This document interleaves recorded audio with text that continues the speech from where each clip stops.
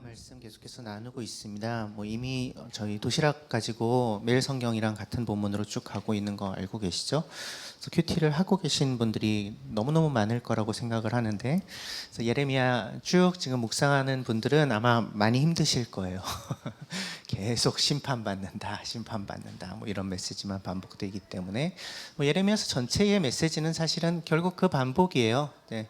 너희는 나를 버리고 다른 신을 쫓아갔기 때문에, 다른 것들을 의지하며 살기로 너네가 선택했기 때문에 그 대가로 심판받을 수밖에 없다. 바벨론을 통하여서 내가 너희를 치겠다. 그런데 그것은 처벌이 아니고 징계다. 다시 돌이켜서 나에게 돌아오게 하기 위한 징계고, 그래서 너희가 이 심판을 잘 견뎌내면 언젠가 회복의 시기를 너희에게 주겠다. 70년이 지나고 나면 너희를 다시 돌아오게 하겠다라는 하나님의 말씀이 계속 반복돼서 들려오는 게 예레미야서 전체의 내용이죠. 그래서 이번 주와 다음 주는 그래서 예레미야서 맨 마지막 부분 이야기를 좀 나누려고 그래요. 예레미야서 39장부터 43장까지를 좀 이야기를 하려고 그러는데, 예레미야서 39장부터 43장까지는 굉장히 귀중한 기록입니다. 바벨론에 의해서 예루살렘이 멸망했던 BC 587년이죠. 이제 솔로몬 성전이 그리고 그때 파괴되고요. 그 이후에 유다 지역의 정황을 자세하게 알려주는 사실상 유일한 자료예요. 열왕기나 역대기에 이 시기를 다루기는 하지만 자세하게 기록하고 있지 않거든요. 예레미야서 이 부분에서 기록하고 있는 것처럼. 예레미야서의 저자는 아마 이제 바룩이라는 사람이었을 텐데, 지난주 설교 듣고 예레미야는 평생 친구도 없이 외롭게 살았겠구나, 너무 안타까우시는 분들이 많았는데, 바룩이라는 사람 한 명이 있었어요. 친구 한 사람이 있었어요. 끝까지 예레미야와 함께했던. 사실은 예레미야 그래서 같이 매맞고 같이 갇히고 했던 사람인데, 그래서 아마 예레미야서를 바룩이 이제 예레미야를 이렇게 이야기를 모아서 좀 후대에 전수를 했을 텐데, 그래서 이 장면도 39장부터 43장도 바룩이 쓴 기록일 텐데, 이 남겨진 자들의 이야기를 이제 기록하고 있는 거죠. 아주 담담하게. 예레미야가 반복적으로 심판을 예언했고, 근데 그 심판이 어떻게 성취되었고, 그 심판이 임한 이후에 그 땅이 어떻게 되었는가에 대한 이야기인 것입니다. 하나님은 엄히 경고하셨지만 그 음성을 무시하고 그냥 거짓 선지자들의 이야기에만 귀를 기울였던, 절대로 망하지 않아, 평화가 올 거야 라는 이야기만 들었던 그런 자들이 정말 심판을 당한 이후에는 어떤 모습을 보이는가에 대한 이야기인 것입니다. 근데 상식적으로 생각해 봅시다. 예레미야의 이야기를 그들이 듣지 않았죠. 근데 예레미야가 말한 대로 이루어졌어요. 심판이 임했습니다. 정말 바벨론에 의해서 성전이 파괴가 됐고요. 예루살렘이 완전히 멸망을 했어요. 그럼 예레미야가 맞았나? 예레미야가 참 선지자네. 그럼 어떻게 해야 되겠어요? 그 심판을 받은 이후에? 예레미야가 말한 그대로 이 심판이 하나님의 징계구나, 이제는 인정하고 받아들이고, 그래 이걸 견뎌내야 되겠다 마음 먹고 그 시기를 지나가는 게 상식적으로 맞는 판단 아니겠습니까? 이게 너무 당연한 어떤 기대일 텐데, 회개하고 하나님께 돌아오고 하는 것이, 더 이상 하나님의 말씀 무시하지 않고 참 예언자로 판단된 이 예레미야의 말에 귀를 기울이고, 이게 그들에게 기대된 모습일 텐데, 하지만 이 예레미야서 39장부터 43장까지 기록된 심판 이후에 살아남은 자들의 모습은 우리의 이러한 기대를 처참하게 무너뜨려요. 여전히 그들은 하나님 말씀에 귀를 기울이지 않고요, 여전히 자기 생각대로 살고요, 여전히 그분의 뜻에 따라가지 않습니다. 지긋지긋하죠. 그래서 오늘 사실 39장부터 43장까지는 다 얘기를 하려고 하는데, 우리가 본문을 다 읽으면서 그걸 따라갈 수는 없기 때문에, 이제 스마트폰이나 성경책 좀 보실 수 있는 분들은 39장부터 그냥 쭉 따라가면서 이야기를 제가 좀 해볼게요. 39장부터 일단 41장까지 얘기를 그냥 쭉 드릴게요. 꼬꼬무 보시는 것처럼 아마 하셔도 그렇게 그 이야기꾼들처럼 재밌게 할 수 있을지 모르겠지만, 이게 좀 들으시면 될 것 같아요.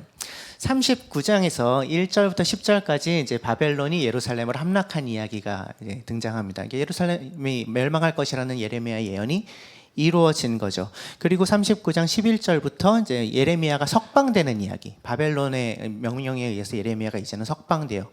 계속 망한다, 바벨론이 너희를 점령할 거야 외쳤던, 듣기 싫으니까 가둬버렸거든요. 바벨론 입장에서는 예레미야가 좀 예뻐 보였을 수 있죠.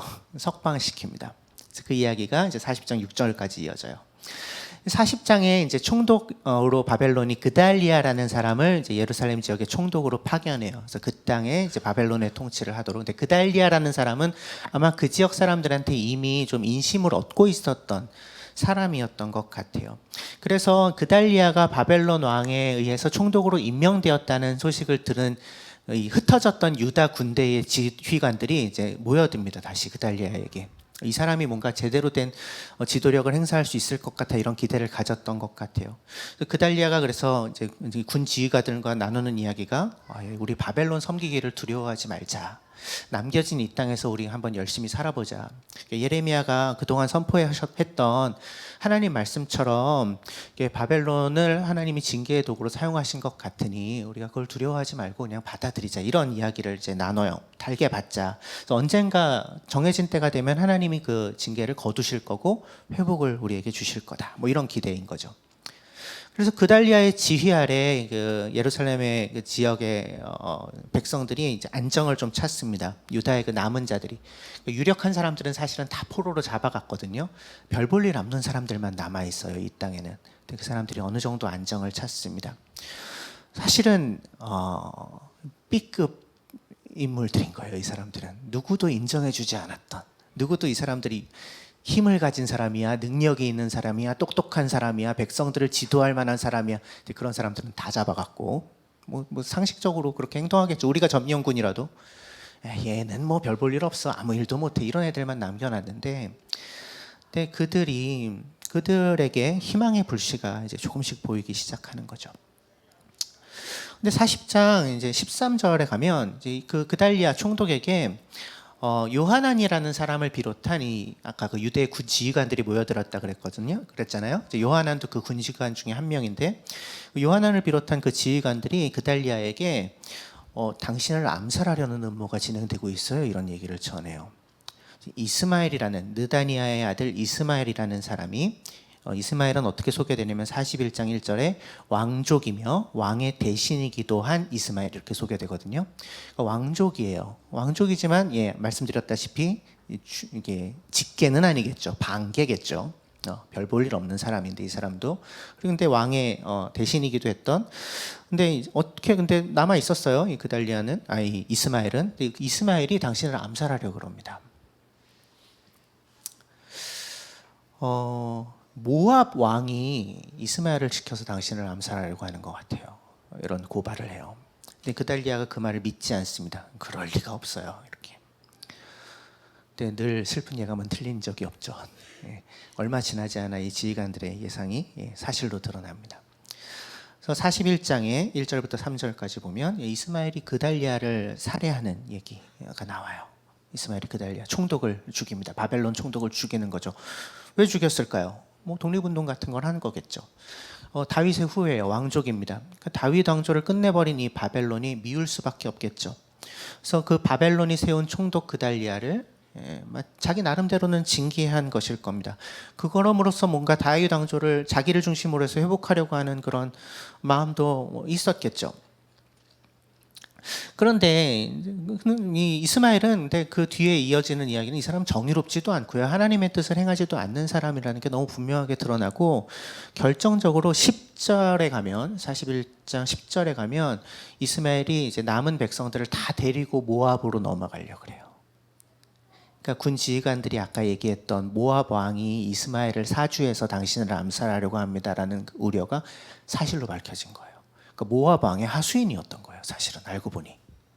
그래서 다 데리고 모압으로 투항하려고 한 거죠. 암몬으로. 그래서 암몬의 앞잡이에 불과했던 것입니다. 그런 상황에서 이제 요하난이라는 아까 나왔던 군 지휘관이죠. 이스마엘이 당신 암살할 거예요라고 그달리아에게 경고했던 요하난이, 점점 이제 헷갈리고 계신 것 같아요. 눈동자가 막 돌아가고 있어요.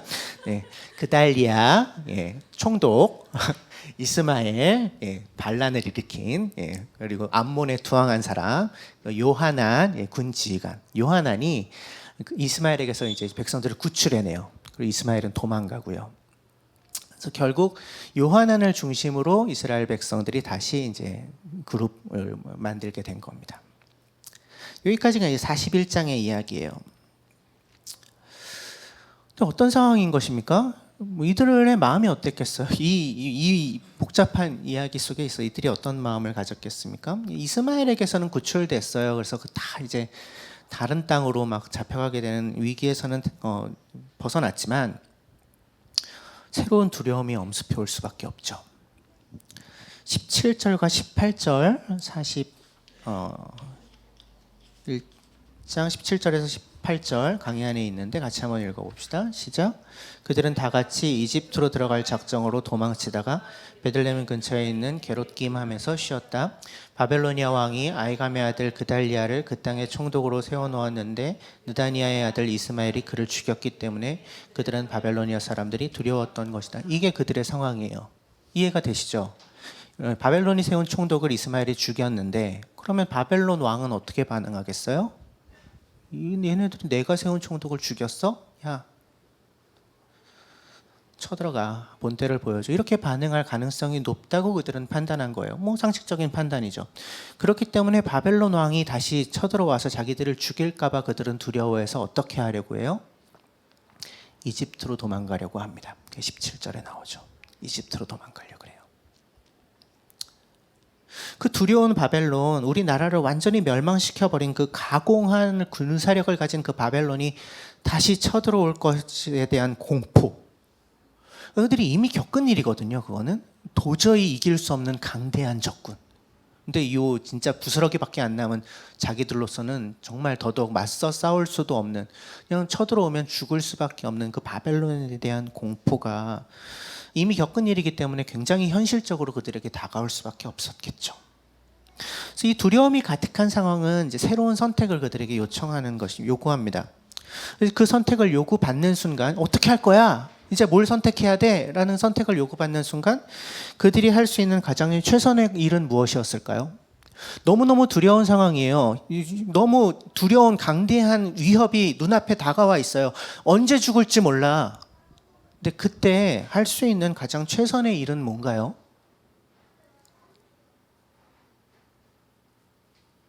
하나님의 뜻을 구하는 거죠. 하나님의 뜻을 구하는 겁니다. 하나님의 뜻을 묻고 그 뜻을 따르는 것이 최선이겠죠. 그렇지 않습니까? 그것보다 더 나은 방법이 있나요?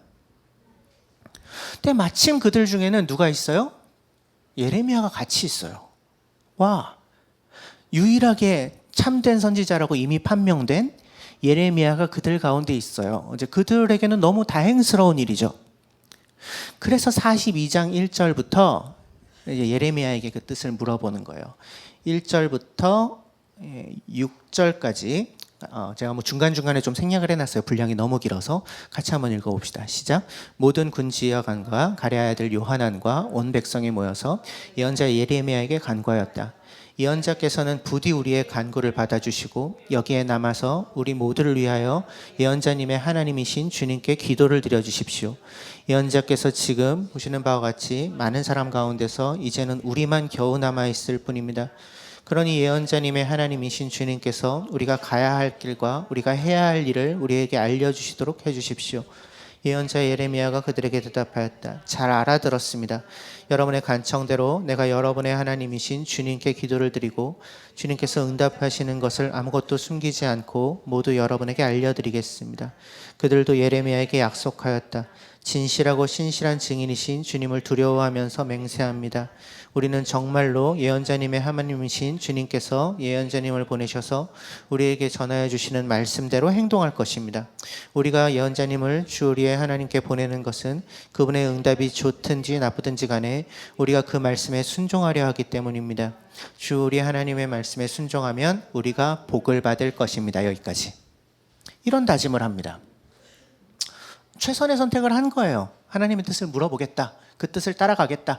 하나님의 뜻이 우리가 보기에 좋든지 나쁘든지 우리는 그것에 반드시 순종할 것입니다. 하나님을 증인으로 맹세합니다. 이렇게 백성들의 제도자가 나오는 거죠. 예레미야가 열흘 동안 하나님께 기도합니다. 그리고 하나님의 뜻을 받아요. 7절부터 읽어보죠. 시작. 열흘이 지난 뒤에 주님께서 예레미야에게 말씀하셨다. 예레미야가 온 백성을 부르고 그들에게 이렇게 말하였다. 여러분이 나를 주 이스라엘의 하나님께 보내서 여러분의 간구를 전하게 하였습니다. 주 이스라엘의 하나님께서 이렇게 말씀하셨습니다. 너희가 이 땅에 그대로 머물러 살면 내가 너희를 허물지 않고 세울 것이며 내가 너희를 뽑지 않고 심겠다. 내가 너희에게 재앙을 내렸으나 이제 내가 뜻을 돌이켰다. 너희가 지금 두려워하고 있는 그 바벨로니아 왕을 두려워하지 말아라. 내가 너희와 함께 있으면서 너희를 구원하여 주고 그의 손에서 너희를 건지려내려가니 너희는 그를 두려워하지 말아라. 나 주의 말이다. 내가 너희에게 자비를 베풀어서 바벨로니아 왕이 너희를 불쌍히 여겨 고향 땅으로 되돌려보게 하겠다. 이게 하나님의 답이었습니다. 굉장히 새로운 답입니까? 그렇지는 않아요. 그들이 지금 당면하고 있는 위협, 바벨론이라는 위협, 굉장히 새로운 위협입니까? 아니요, 그렇지는 않아요. 이미 경험해 본 위협이에요. 근데 이전에 그 바벨론의 위협을 당할 때, 바벨론이 예루살렘을 막 쳐들어오려고 할 때, 그때에 하나님께서 예레미야를 통해서 어떻게 말씀하셨었죠? 바벨론은 나의 도구다. 나의 징계다.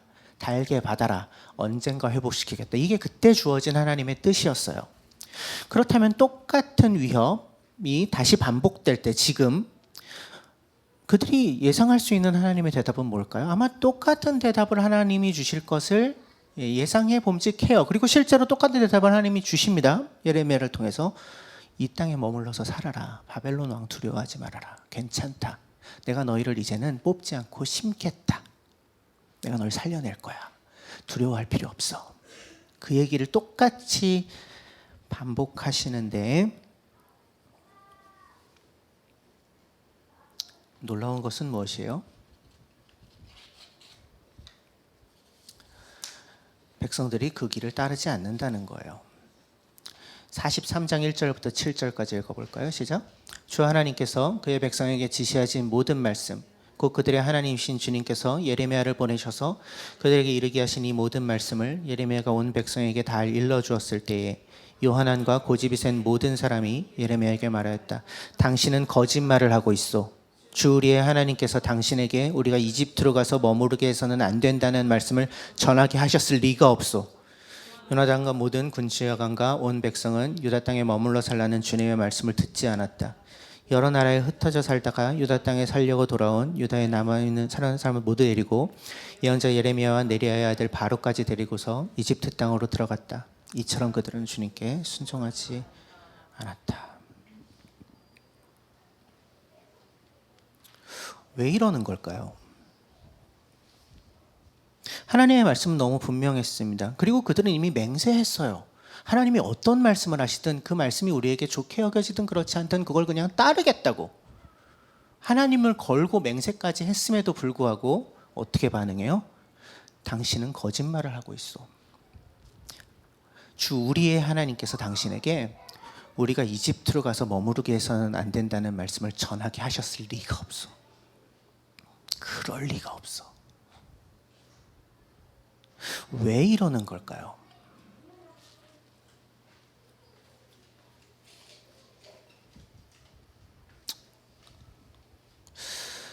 이들이 어떤 상황에서 하나님의 뜻을 묻고 있습니까?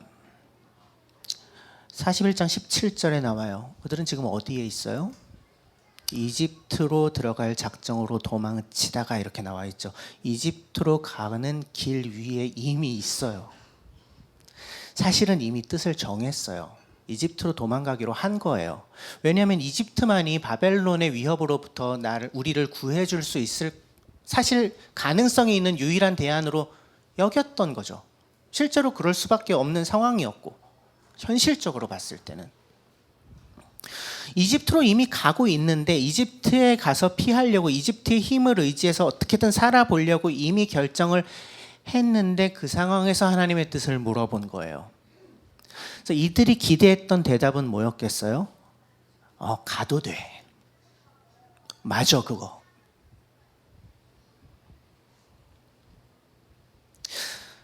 아마 그들은 그렇게 생각했던 것 같아요. 예레미야를 통해서 이미 하나님은 바벨론의 징계를 받으라고 말씀을 하셨었는데 그때 상황과 지금 상황은 많이 다르잖아. 총독을 살해했잖아.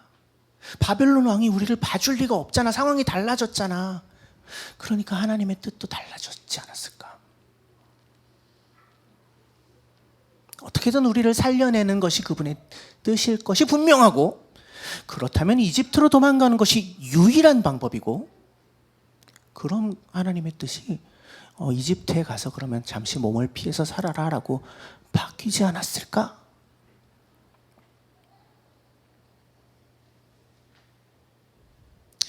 그래서 예레미야를 통해서 근데 그들의 이러한 예상과 전혀 다른 대답이 오자, 그럴 리가 없다고, 하나님이 그렇게 말씀하셨을 리가 없다고. 제가 중간에 생략했지만 바룩을 또 뭐하며, 바룩이 바벨론 왕의 사주를 받아서 당신한테 그런 말을 하게 시킨 거라고 막 이렇게 얘기하면서 결국은 듣지 않죠. 그럴 리가 없어. 우리 하나님이 그럴 리가 없어. 어떻게 하는 거예요? 그러니까 하나님의 뜻을 공개적으로 거절하는 게 아니에요. 우리 하나님은 그럴 리가 없어라고 주장하는 거예요. 차이점을 아시겠어요? 그들은 지금 뭘 주장하고 있냐면 자기들이 하나님의 뜻을 더 잘 안다고 주장하고 있는 거예요. 내가 안다고 생각하는 그 하나님의 뜻에 나는 언제든지 순종할 준비가 되어 있는 거예요. 내가 안다고 판단한 그 하나님의 뜻에 나는 순종할 건데, 너 다른 얘기를 해? 그건 하나님의 뜻일 리가 없어.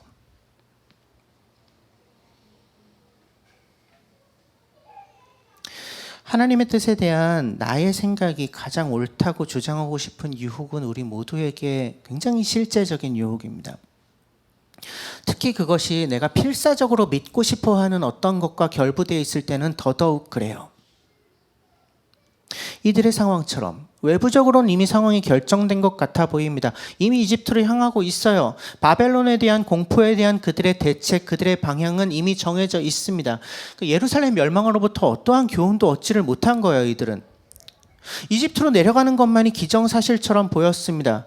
바벨론의 위협을 피할 다른 길은 없어 보였어요. 이것이 요하난과 백성들의 생각이었던 거죠.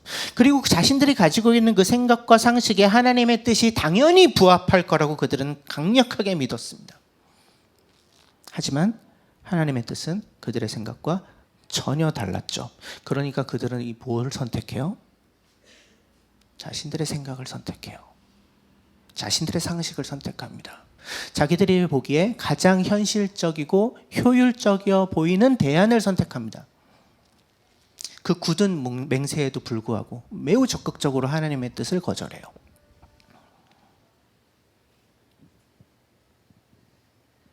그들에게 있어서 하나님의 뜻을 분별하는 기준은 하나님의 말씀이 아닌 겁니다.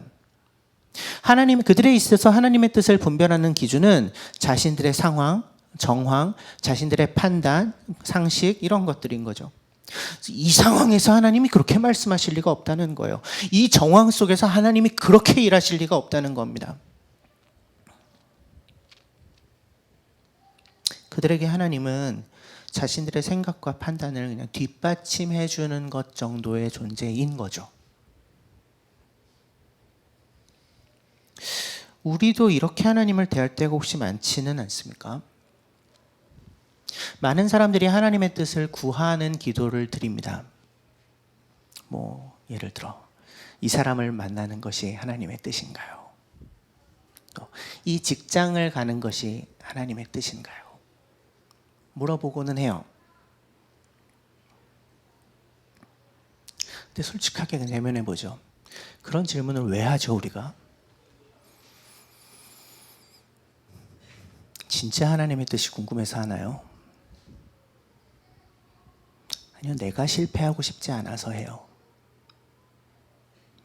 내가 다른 게 헤매고 싶지 않아서, 내가 둘러가고 싶지 않아서, 내가 나에게 가장 좋은, 가장 효과적인, 가장 효율적인 선택을 하고 싶어서 하나님의 뜻을 물어봐요.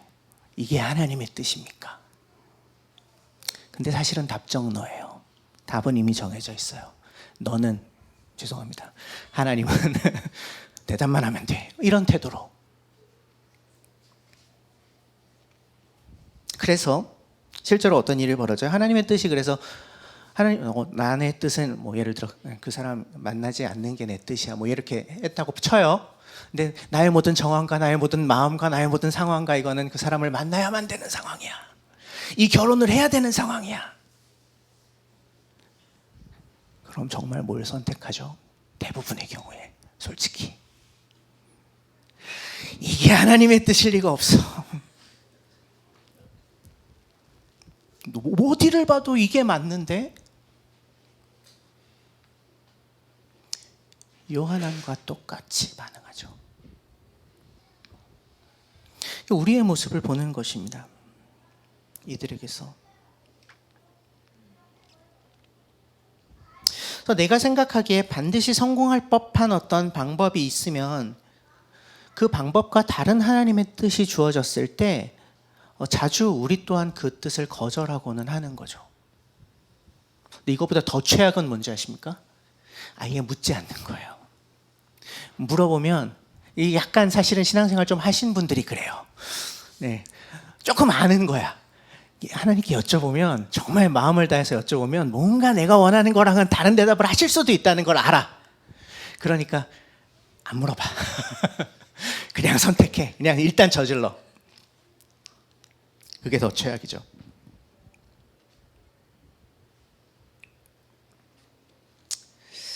그래서 내가 듣고 싶은 말을 듣기 원하고 내가 원하는 답을 하나님께 구하는 건 이들에게만이 아니라 우리에게도 동일하게 나타나는 태도인 거죠.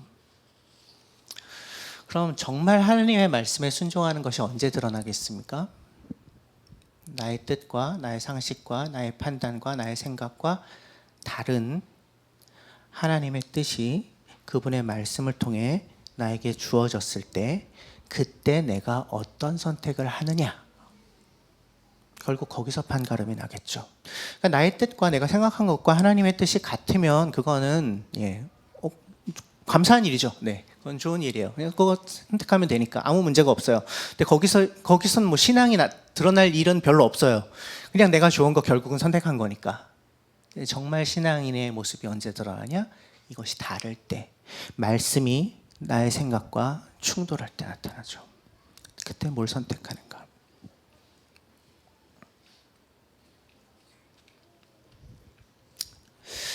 결국 이 이스라엘 백성들은 불순종했기 때문에 정해진 결말에 이를 수밖에 없었습니다. 42장 13절부터 17절까지 같이 읽어보죠. 시작.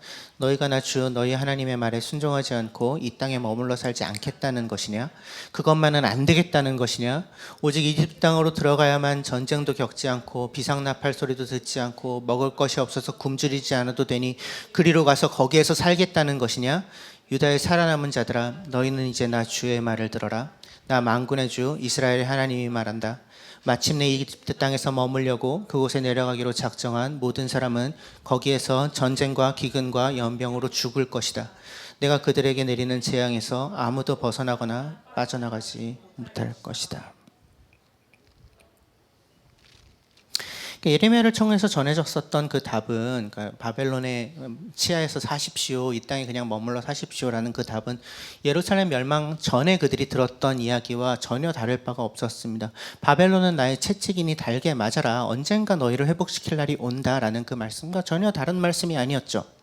근데 그 말씀에 대한 시드기야 왕을 비롯한 이제 이스라엘 지도자들 또 이스라엘 백성들의 반응은 뭐였나요? 그 하나님의 말씀을 거절한 거였어요. 그러니까 이전에, 그 멸망 이전에, 예루살렘 멸망 이전에 하나님의 말씀 거절한 거였습니다. 어떻게든 그 징계를 피해 보려고 했죠. 그리고 그들의 그 몸부림의 대표적인 형태가 바벨론의 침략으로부터 우리를 지킬 수 있다고 생각한 그 대안은 가장 대표적인 것이 이집트에 의지하는 것이었어요. 이집트가 바벨론에 대항할 수 있는 유일한 세력이니까.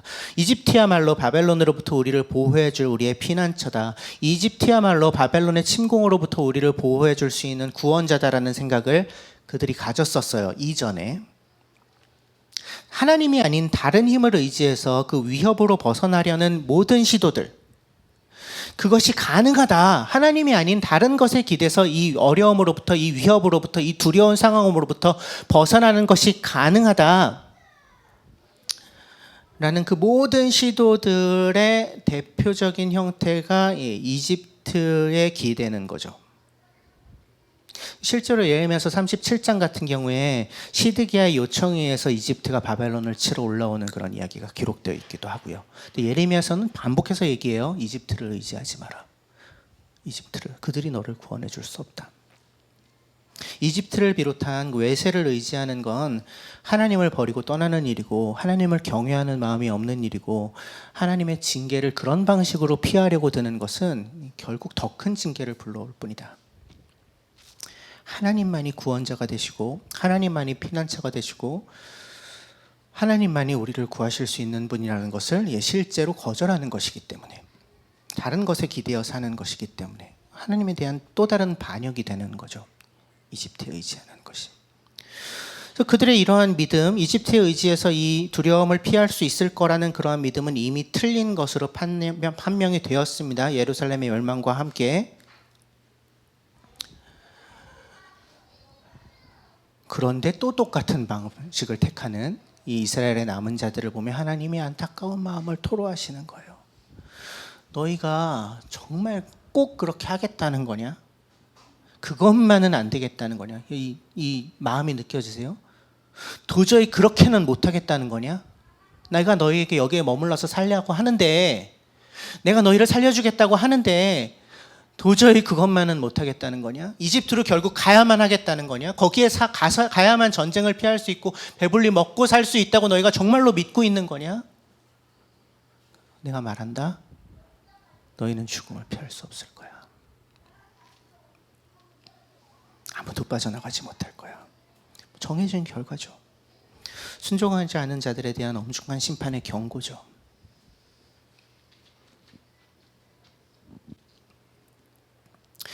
역사 속에서, 이 이스라엘의 역사 속에서 우리는 어떤 것들을 배울 수 있을까요?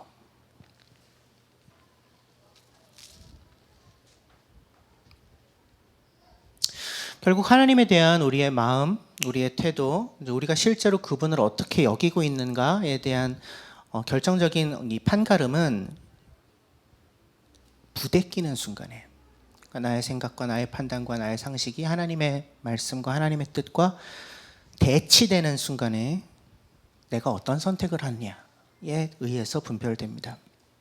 말에 달려있지 않아요. 내가 뭘 말하고 있느냐, 내가 뭘 가르치고 있느냐, 내가 뭘 믿는다고 얘기하고 있느냐, 거기에 달려있지 않고 내가 실제로 무엇을 선택하느냐에 달려있습니다. 특별히 코앞까지 두려움이 밀려올 때, 요즘 사실 우리도 온갖 두려움에 둘러싸여서 살고 있지 않습니까? 이 세상 속에서 정말 말도 안 되는 일들이 지금 계속 일어나는 것을 보면서 코앞까지 두려움이 밀려올 때 우리 또한 선택의 순간에 도달하게 되는 겁니다. 무엇을 정말 의지하겠습니까? 이집트를 의지할 건가요? 요한안이 그랬던 것처럼.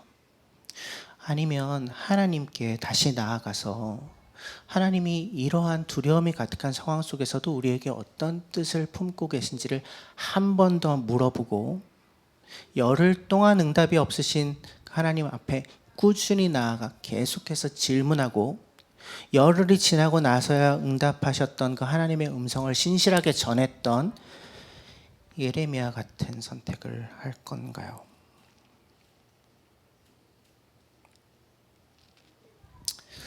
지금까지의 나의 선택들을 돌아보죠. 내게 너무 두려운 상황 가운데 있을 때 상식적으로는 나의 생각과 나의 판단으로는 그 상황으로 들어가면 안 되는데 하나님이 그래도 가라고 하셔서 걸어 들어갔던 그런 경험이 있나요?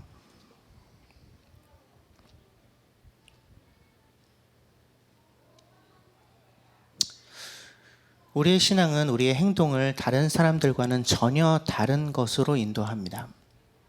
내 삶이 그 다름으로 채워져 있나요? 아니면 하나님을 알지 못하는, 그분을 믿지 않는 사람들과 똑같이 나의 판단, 내가 가늠한 정세의 불리함, 유리함, 그런 걸 따라 대단히 상식적인 선택들로 나의 삶을 채워가고 있나요? 이건 뭐 매 순간순간의 문제예요. 돈을 어떻게 쓸 건가?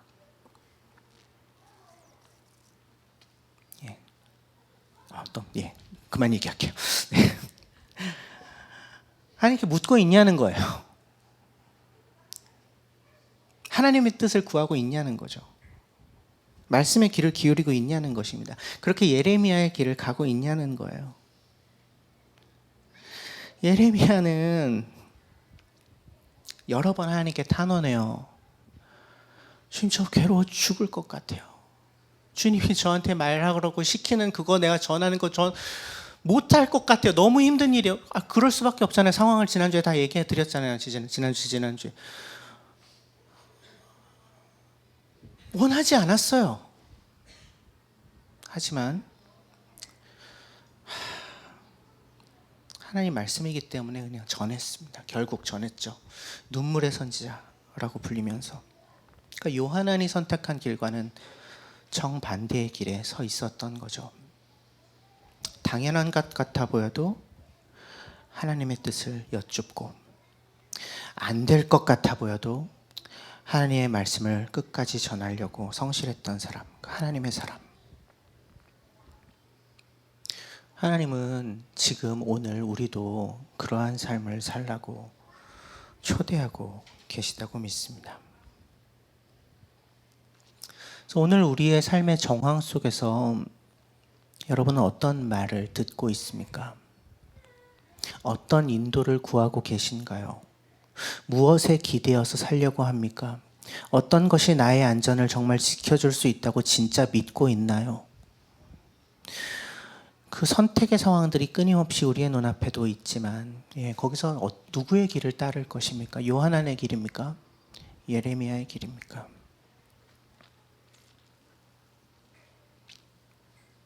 오늘 우리에게 그 정직한 대면, 그리고 바른 선택의 시간들이 있기를 간절히 소망합니다. 잠깐 침묵하겠습니다.